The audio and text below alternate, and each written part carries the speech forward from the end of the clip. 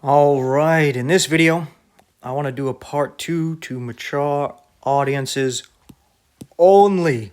So, if you are offended by certain subjects, certain phrases, and certain words, stop now. If you have children, you do not want to hear certain types of language, kick them out of the room or turn the video off.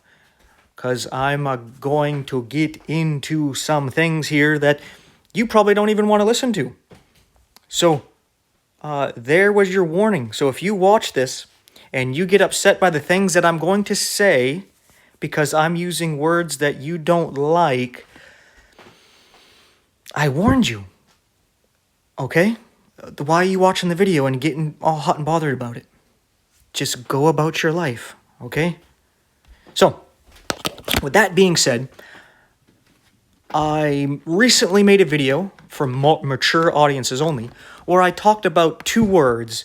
These are the two words that I'll generally say every now and then, whether I mean to or not. You know, sometimes it just comes out. Sometimes I mean to say these two words, but they bother people and they really shouldn't, right? So, for an example, just to quickly cover what I mentioned in that video.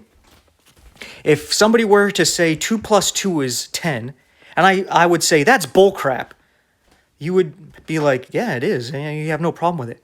But if someone has said it and I said, that's bullshit, all of a sudden, you would ignore the fact that that person is teaching a false doctrine, and you would focus on the fact that I said shit instead of crap, and you would be distracted by it and make a big deal about it. And then you would say, you didn't have to say that.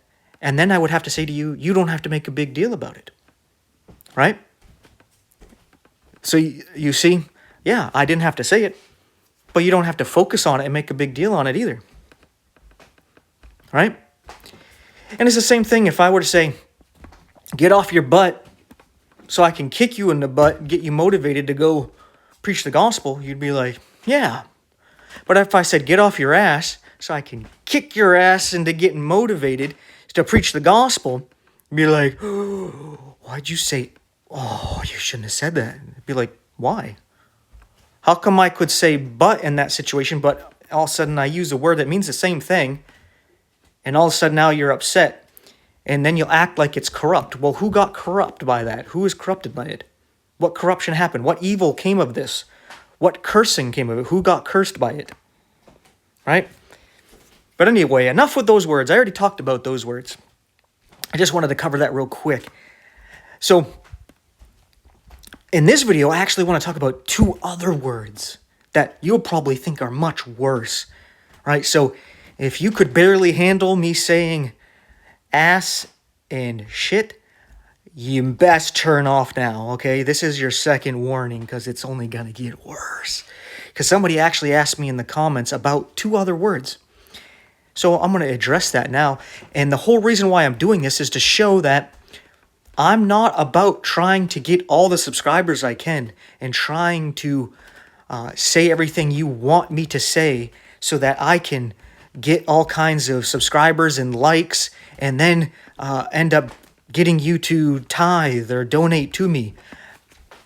You know, I want people who truly want to do it and truly want to support my ministry, right? And I trust God. As long as I'm preaching the truth and being genuine, whatever is going to come my way is going to come my way. There's nothing that can stop it, right? And I don't have to do anything to make sure I get it. God's going to make sure it gets to me. That's the kind of faith I have and that you should have.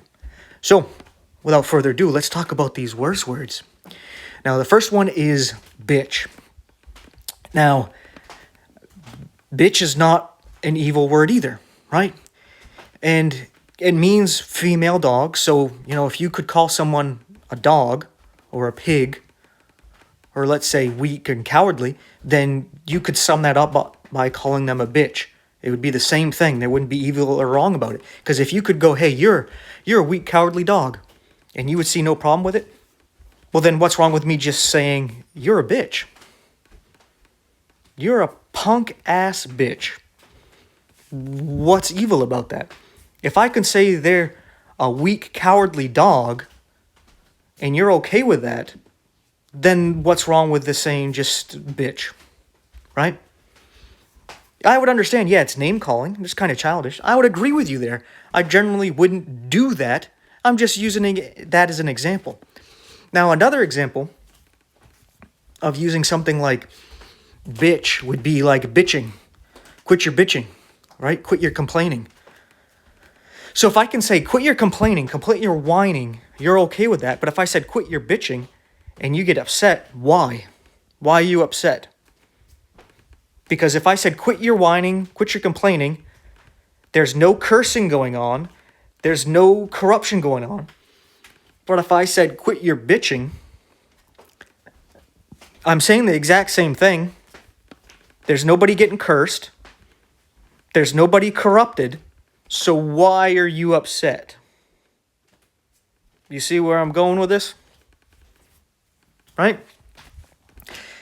Now, again, just calling people a bitch is just name calling for the most part, right? So it's not something you should be doing. It's not something I do. But if there was somebody I just didn't want to talk to anymore, I wanted no contact with them, and I wanted them to just go away, I may just be like, you're a bitch. Piss off. And basically what I'm telling him is I don't care what you think because I don't respect you. Because I think you're a weak, cowardly dog, and I want you to go away and leave me alone. And if you don't, I just see you as a chihuahua barking at me, right?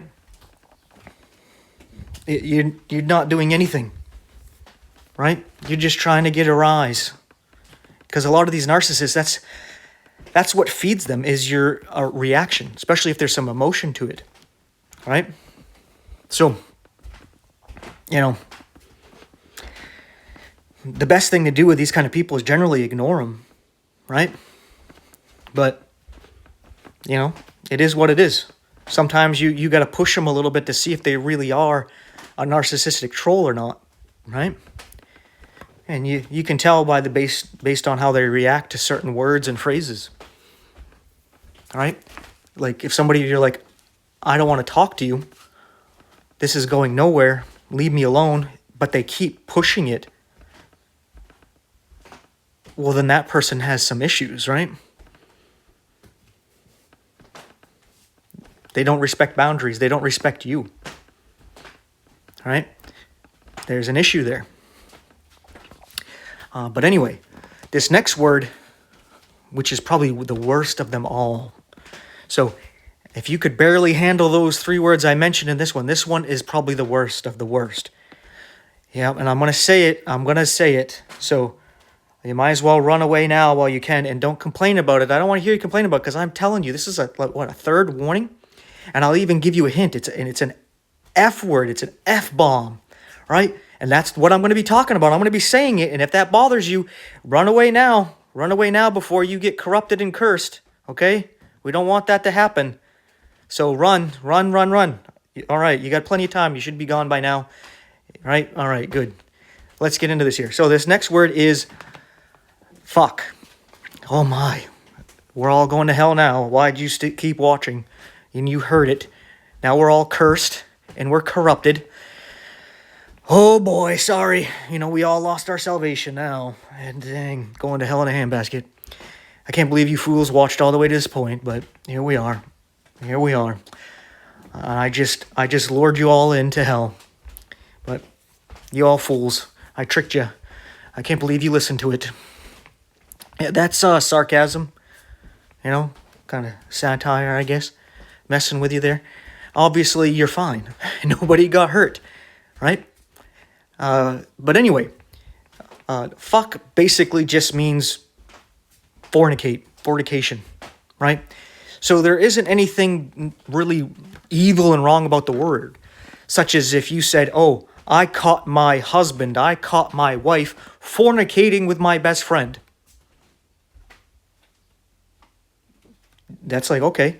But if you said, I caught my husband or my wife sleeping with fucking my best friend, all of a sudden you're going to be upset. And I'll ask you why. All it means is they were fornicating. It means the same thing. But if I said they were fornicating, they were sleeping together, they were having sex together, you're fine. But if I said they were fucking, all of a sudden is, oh my God. And you start hyperventilating, and then you're like, you're a devil, you're a demon. The power of Christ compels you. And it's like, what's going on here? Right? But generally, I wouldn't use the word fuck because it's generally how we use it. It really doesn't make sense, and it's generally actually used to curse people for the most part. So I will concede that, because if I were to say something like fuck you, which I'm not saying to you, may that not happen.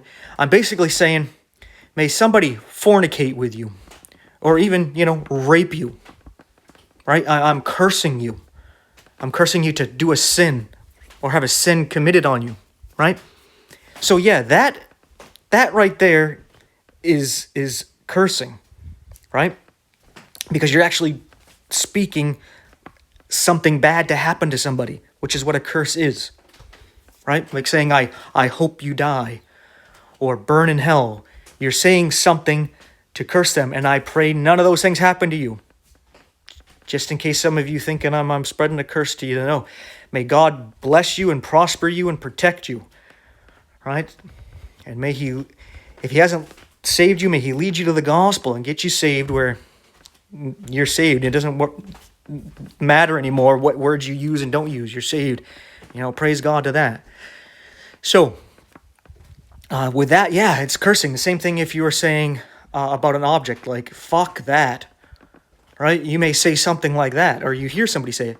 Well, again, it's kind of like they're cursing that object for somebody to basically fornicate with that object, which is, kind of gross when you think about it, right? And,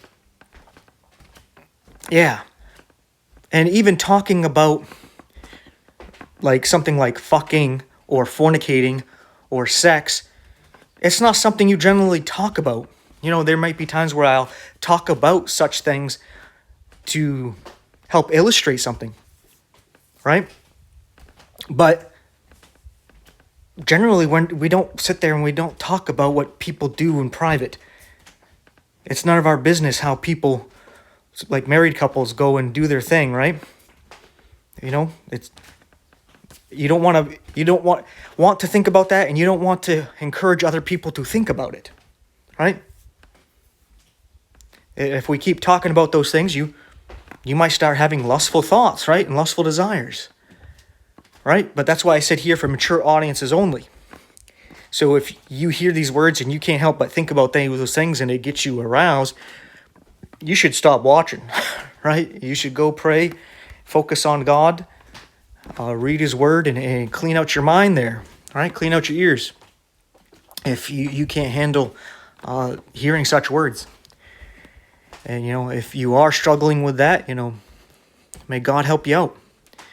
I hope any of you who are listening would take a moment to pray for those who are actually struggling with such things, where even hearing a word that has to do with sex, sexual, fornicating, fucking, or anything like that, if it actually makes them where they can't get control of their mind, where it starts thinking about those things, that God would help them to focus on Him. Because that's how we ultimately overcome sin.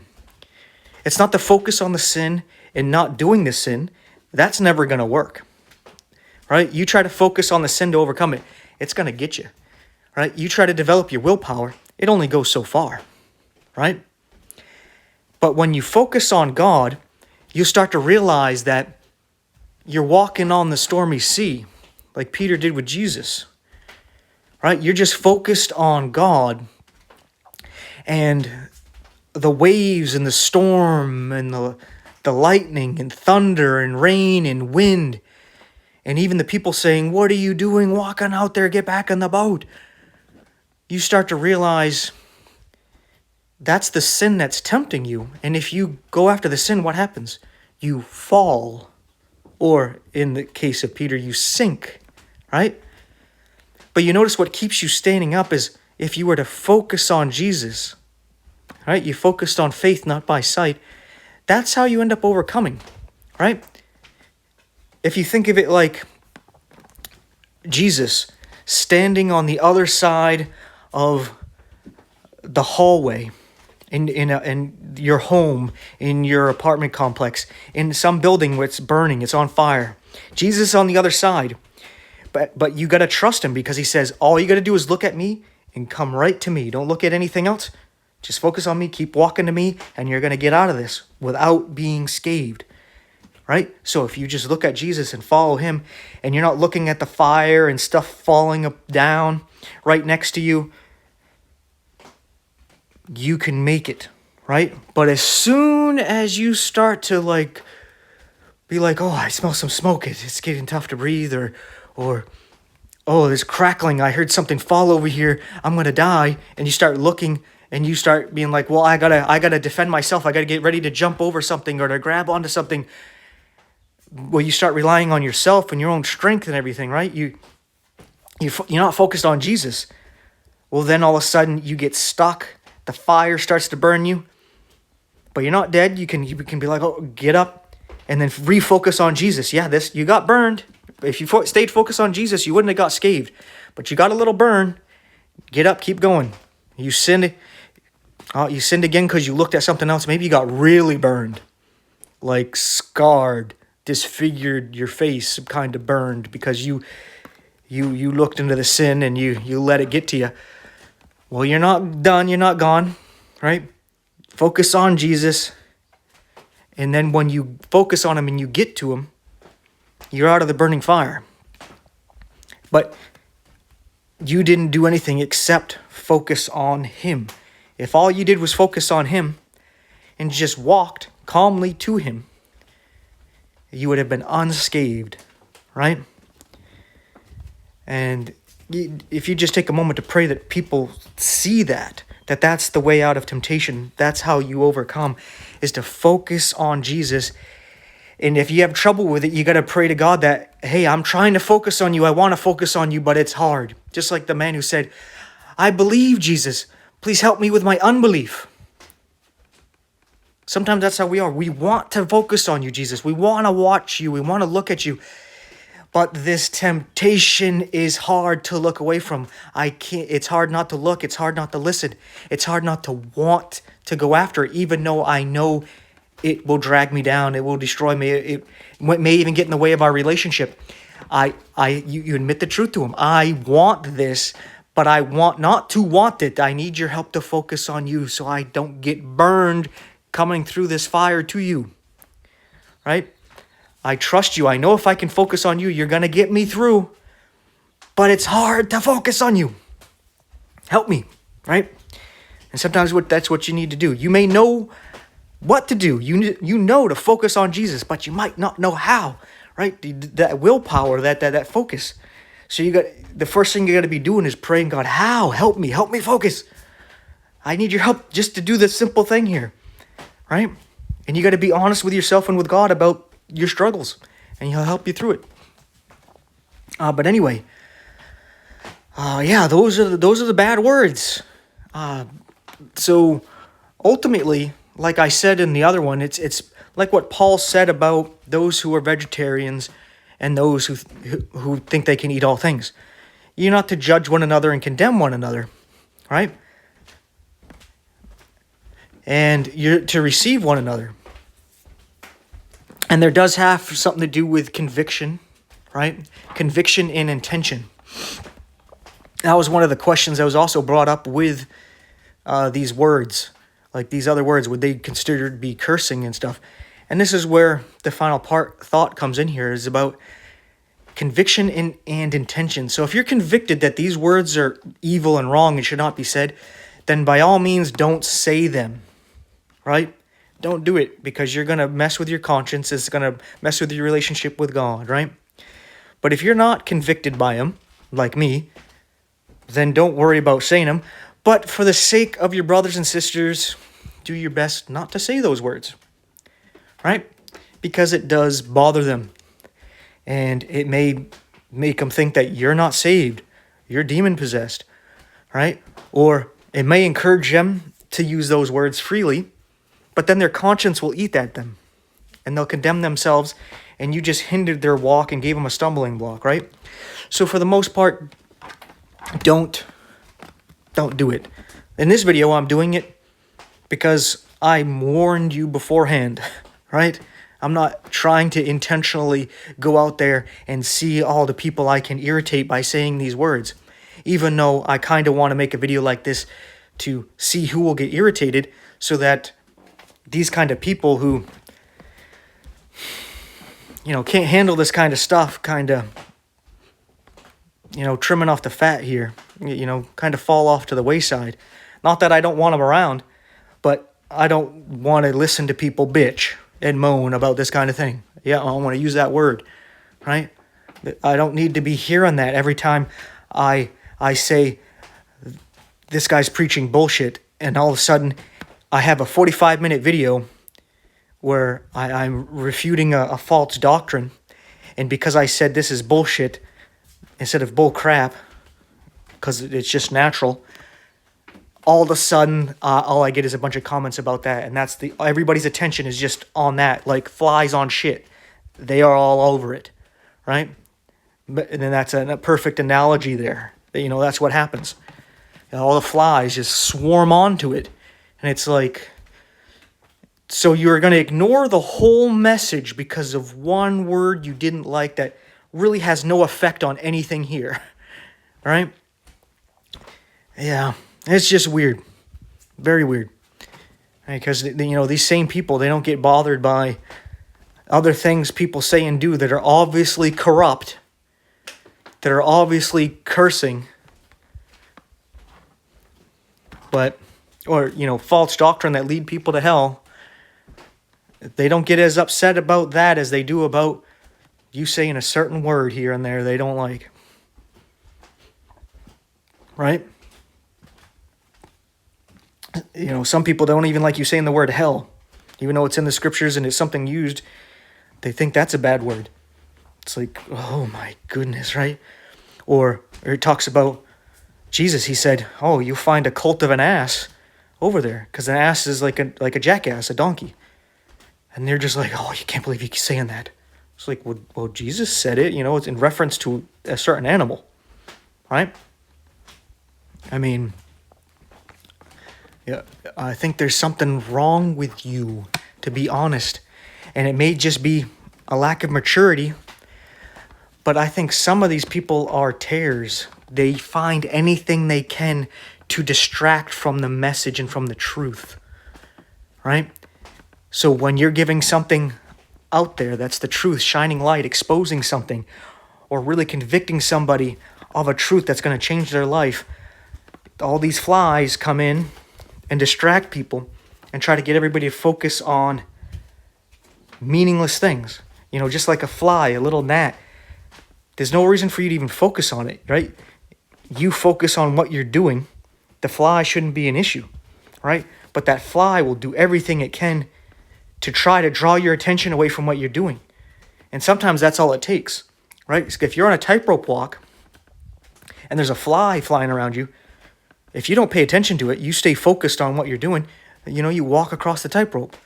But if that fly can actually get your attention somehow, you start to give your attention to it, that fly may distract you. You start to wave at it, you lose your balance, and, game over, right?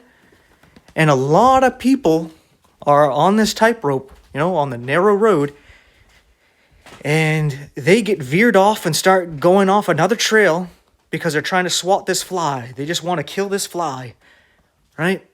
And they're not gonna stop until they catch the fly and kill it, right?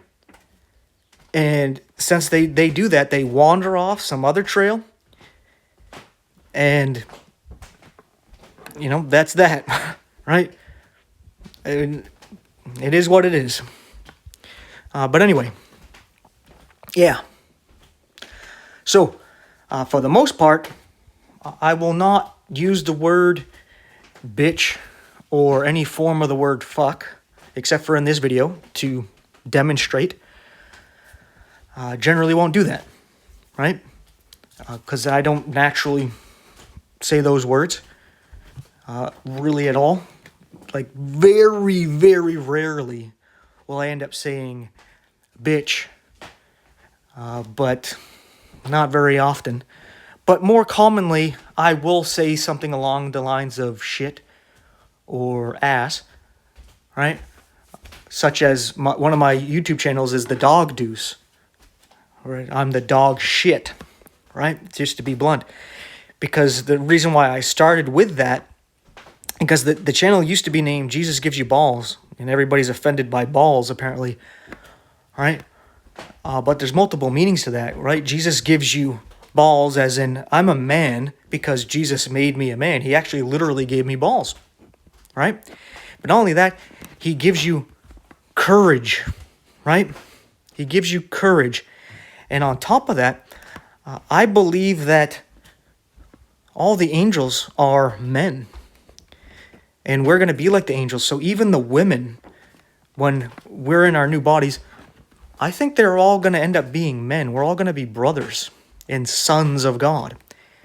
And they're going to be given balls. So there's multiple meanings to why I said Jesus gives you balls, and that was the name. But for the fun of it, I decided, you know what, I'll give in, I'll change the name. And I was going to put the dog shit, but I didn't know if that would be accepted. So I'd put the dog deuce, and people can realize what that really means. And the reason why I wanted to say the dog shit is to be like, all right, if you're going to complain about Jesus giving you balls, I'll give you something to complain about, right? Because the way I saw it is how God used a jackass to talk to Balaam, right? And, I mean, it's a donkey, a mule, right? He doesn't need us, right? And I saw myself as, I'm a nobody. Who am I? God doesn't need me. So how I see myself is, you're walking down the street and there's a dog shit in the yard that you're walking by. You kind of notice it because it stinks. You kind of looked over and were like, whoa, that's a steaming one. But guess what happens next? That shit talks to you just like the donkey talked to Balaam, and tells you the gospel and tells you the truth of the word of God and warns you of what's soon to come to pass upon this world. And you're like, what? I'm not listening to a donkey. I'm not listening to a pile of shit. And it'd be like, yes, exactly, because you lack humility. You see, God will speak to you through whatever he wants to speak to you through. Sometimes it's by a piece of shit like me. He'll come and talk to you. And what he's trying to do is humble you. You think that God, when he wants to talk to you, is going to open up the skies, roll down a red carpet, and walk right up to you and talk to you as if you're special and the world revolves around you. No, he gives you humble pie, and he sends some stupid dumbass like me over to you to be like, hey, God says he wants to talk to you, and he has a message. And you're like, I'm not hearing a message from you. Oh, you're covered in shit. Right? And it's like, well, you see, you lack humility. You judge the message because of the messenger. But you see, God sends certain messengers in certain ways as a form of humble pie. Right? Because either what happens is you harden your heart and you exalt yourself and you go on your way, and it's a witness against you that you lack humility and that God tried to reach you and you rejected it, right? But if you listen to the person, well, you just showed some humility, and not only that, maybe you didn't want to, but you humbled yourself in that moment to hear the person, right? And that can forever change you and put you down a different path, right? Because when you accept a little bit of truth, God gives you more. And when you'll accept truth from the most lowliest source, oh, he'll share a lot more with you, right? So I try to just present people the biggest, most obvious piece of humble pie I can, and I pressure them to eat the whole thing by themselves. That's what I do, and at least that's the way I think of myself in doing in these videos. Just laying a whole pie, and I'm like, you know what? Just have a slice. You might be like, okay, can I have a little slice? Be like, no, the whole thing is for you, all of it. And you may be saying, well, this pie, it smells like shit. And be like, it does. But you got to eat it, and you got to eat the whole thing because it's good for you. And if you don't eat it, you're not going to grow big and strong, right? You want to grow big and strong, you got to eat it. You got to eat a whole lot of humble pie. All the time, you got to eat humble pie. That's like every day as a Christian, you got to eat a whole humble pie every day. And it's disgusting, and it stinks, and it's nasty. But guess what? It makes you big and strong. It really does. It's really good for you. Really good for you. It changes you, right? So, yeah. I think I'm done. I'm done with this. I'm not even talking about those bad words anymore. You know, giving you guys who actually made it through me talking those words something for you to actually listen to, something to help you out, some little tidbits of wisdom, some little bite-sized snacks of wisdom and practicality that you can apply to your life and what have you, and to help you better know and understand me. Not that I'm special, but I want to know and to be known. You know what I mean? Right? To have friends, you got to be a friend, kind of thing, right? So, yeah. And I don't mind being a little bit open. I know there's people who take these kind of things and they will use it against you, but I'm used to that.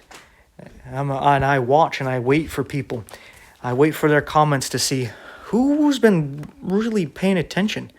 Because that's what these little trolls, these narcissists do. They watch your videos and they look for little things that you say, right? And then they try to use it against you later on, just like they tried to do with Jesus, right? So you just wait and watch. And sometimes there's a person who will come up who speaks against you, and they will say something from a video you did maybe a month or so ago, and it was at the end of a 50-minute video. But they watched it, and they remember you saying it, and now they found an opportunity to try to use it on you or against you. And it's like, oh, I see what you did there. You're one of those. You're one of those people. You're watching, and you're looking for a chink in the armor, right? Sometimes I see myself as a sheepdog where I'm supposed to separate the sheep from the goats, but I can't tell the difference, right? If I use my eyes, I sit there and I look, I can't really see the difference, right? I'm a dumb dog here. I can't tell that the difference between a sheep and a goat by looking at it. And they sound the same to me too. They both say a lot of the same things. I can't really tell the difference, right? There might be a little bit of difference, but sometimes I can't tell if it's just a sheep that sounds a little bit like a goat or a goat that sounds a little bit like a sheep. So, it's hard to tell. But I got a real good nose where I can smell the difference between the sheep and the goat. So even though it's really hard to tell, that sense of smell, I can tell the difference and be like, oh, I know your smell. You're a goat. I can tell your stink from far away, right? And yeah, there's some sheep smell on you, but that's because you've been hanging out with the sheep, all right? So maybe I'm wrong, and you're just really covered in the stink of a goat because you've been hanging out with a goat, but you best get cleaned up because I'm going to treat you as a goat until you do, right? And, then there's sheep. Yeah, I smell you, but you smell a little bit like a goat, like you've been hanging out with the goats. Why are you smelling like a goat, right? Yeah, I'm not going to treat you like a goat because it's just like a hint of goat on you. Maybe you're covering it up real well. You really are a goat, covered up real well. But you definitely might want to clean that up. Or, hey, you smell like a sheep, but you also smell like a dog. Or should I say a wolf? That's strange. That's very strange. Why do you smell... What sheep don't hang out with wolves and dogs? Why do you smell different? You look like a sheep. You kind of talk like one. I don't know how you sound like one if you're not one, but you don't smell like one. There's something off here, right? Sometimes that's how it is. But that's the thing. When you're a sheepdog and you're telling the other sheep, hey, these are goats, this is a wolf in sheep's clothing, they don't have the same sense of smell, right? And you have to earn their trust for them to trust you. So you got to be open and clear about who and what you are, right? Like in a video like this, you can see that I don't care about viewership and trying to get your donations. Those things would be bonuses, and I would appreciate those kind of things.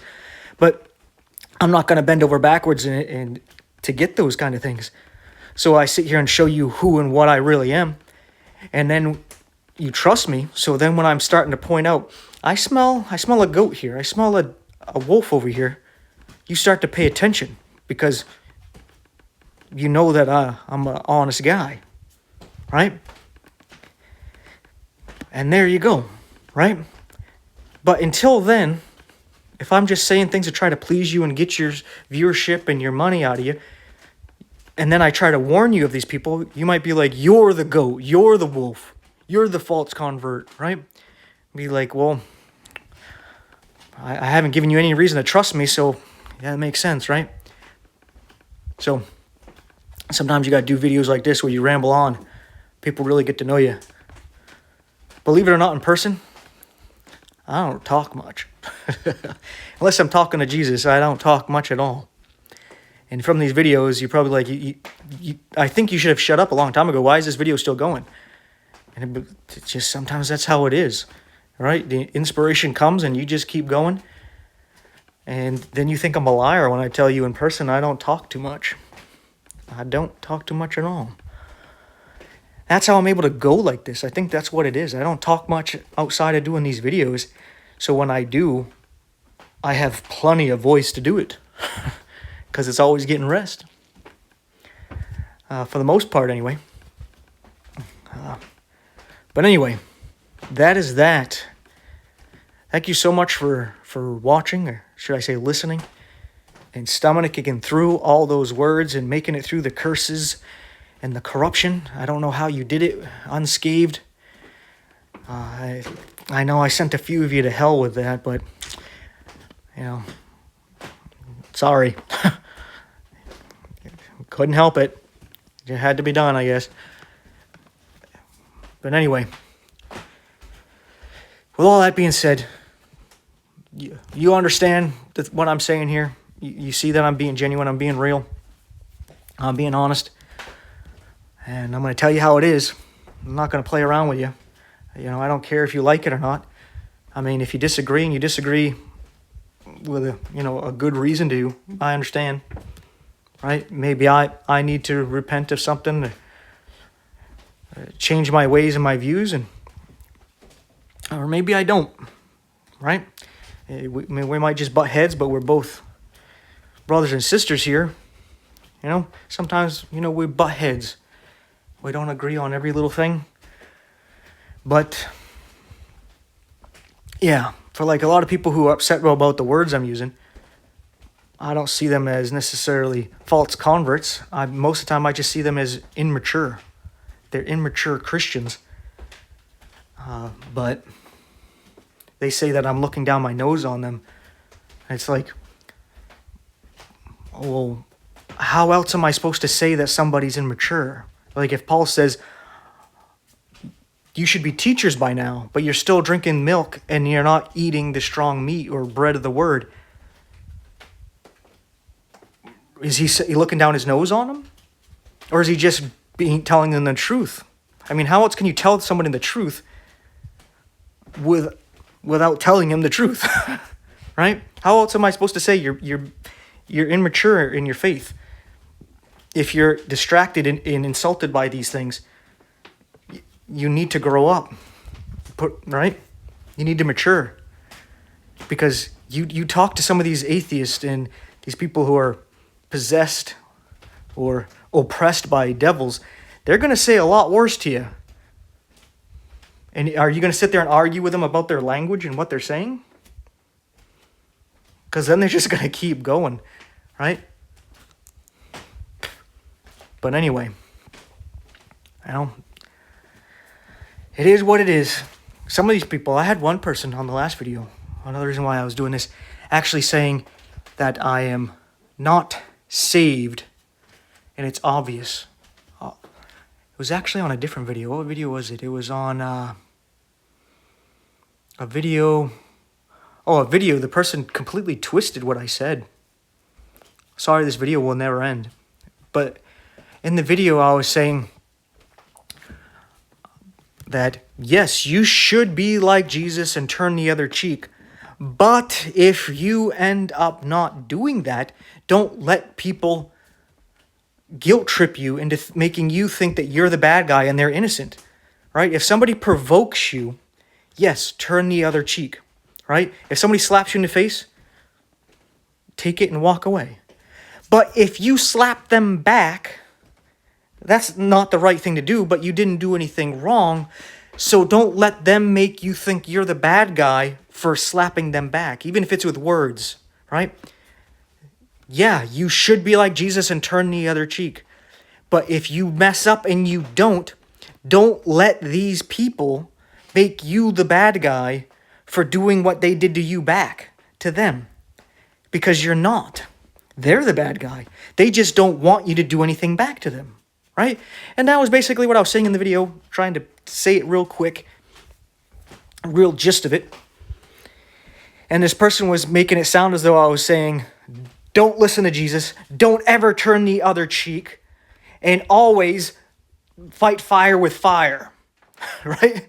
And they were saying, it's obvious you're not saved. And I was like, how did you get that from my video? You're twisting what I said. Because that's not what I was teaching in the video. Right? And I tried to explain to him, you're misunderstanding what I said. You're making a straw man because that's not what I was saying. But they were just hell-bent on condemning me for it. So I was like, okay, why are you doing this? And, it is what it is. Right? This is a little bit different from the point I was trying to make about sometimes we disagree on certain points, but we're still brothers and sisters. This person was just twisting what I was saying to make it sound as though I was saying something I wasn't, right? And that's a bit different. But there's some people who are like, oh, you got a devil because you said shit, because you said ass. And it's kind of like, hey, that's like saying, oh, if you're a vegetarian, you got a devil. Or if you eat meat, you got a devil. Right? That's basically what's going on here. It's like, no, we have a disagreement. We have different convictions and different levels of faith here. You're making a big deal out of this, right? A real big difference. Maybe the problem is that you are the mature Christian and I'm the immature Christian using these words, right? Maybe that's what's going on. And you just need to pray that I mature and grow up, right? Maybe that's what the real problem is, and I'm just blind to it, right? That doesn't mean I have a devil. It doesn't mean I'm not saved.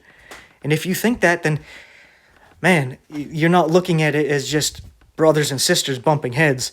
It's basically what you're saying is, I'm right, and if anybody disagrees with me at any point, they're not saved, they're of the devil. That's pretty hardcore, right? That lacks humility, and that's basically putting yourself in the place of God and acting as though you have it all figured out. You're right 100% on everything, right?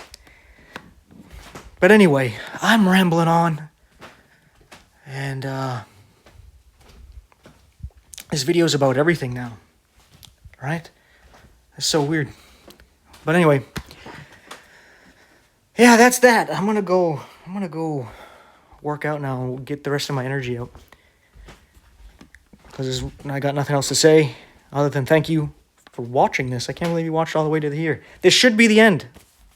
Right now I'm wrapping it up, but who knows? Maybe I'll keep going. Sometimes that's how it goes. But thank you so much for watching. I really appreciate it and hearing me out. And actually taking the time watching this far where you're just taking the time to get to know me. That's nice. I appreciate it. Hopefully I can get to know you guys too. Those of you who actually watch this far. Maybe it might not be in this world, but definitely in the world to come, right? Yeah. You like the video, you like the other stuff I put out there, please take a moment to pray to our Heavenly Father that He keeps us all going and watches over us, provides for us, and protects us until He comes and gets us. And even after He comes and gets us. But, this is the time where we really need it. Just an amen in Jesus' name to that should be good as gold. But if you want to help us some more, please like, subscribe, hit the bell icon, share the video, share the channel, interact in the comment section. These things help out a lot and are greatly appreciated. And if you want to just, sell all you have and give me everything you got, there's 4 ways you can do that in the info description box, right? Trying to make it a joke out of asking for your financial support and donations, because anytime you mention money, there's always somebody who doesn't like it. But that's why I put at the end of the video, for those who are really dedicated, and make sure you got to listen to all the nonsense first. So now if you turn the video off and you go about your life, it's too late. You already listened to all that I wanted to say. Yep, it's too late. You already got it all in your system now. Too late. These other people, they're fools. They mention that they want your money in the beginning of the video or in the middle of the video or throughout the video. And then people get annoyed and they don't watch the whole thing, right? But see, I know this. I know how to do it. I want you to watch the message. I put the message and then I try to hypnotize you and guilt you and get you to sell everything to give it to me. Yeah, see, I got it figured out. Because now, if you didn't fall for the hypnotism, you still got the message, sucker. Gotcha. All right, enough playing around. Thank you so much for watching. Take care. I'll see you in the next one.